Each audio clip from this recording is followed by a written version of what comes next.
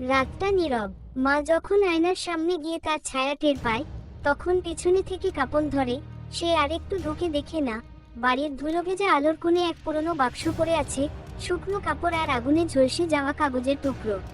মায়ের মুঠোতে কাগজ এসে পড়ল, একটা ডায়েরির পাতা, যেখানে দাদির হাতের লেখা।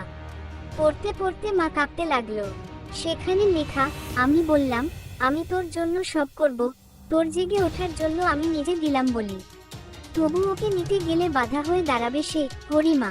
আমি ভাবলাম, তাকে ছাড়া গেলে সহজ হবে। মায়ের চোখে অন্ধকার নামলো। ডায়েরির নিচে ছিল ধোঁয়ায় ম্লান কোনো শব্দ, সে বাধ্য ছিল নেই, আমি রেখেছি আগুন। হঠাৎ বাড়ির এক কোণে ভেসে ওঠে হরিমার কণ্ঠ।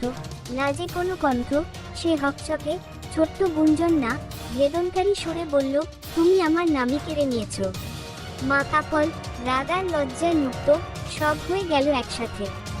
দিনগুলো আসলে মিথ্যা ইচ্ছা ছিল। দাদি যে বলেছিল তাকে বাঁচিয়ে আনার জন্য সে হরিমাকে ধাক্কায় মেরে ফেলেছিল, আর পরে আগুন লাগিয়ে মামলাকে মোড় দিল।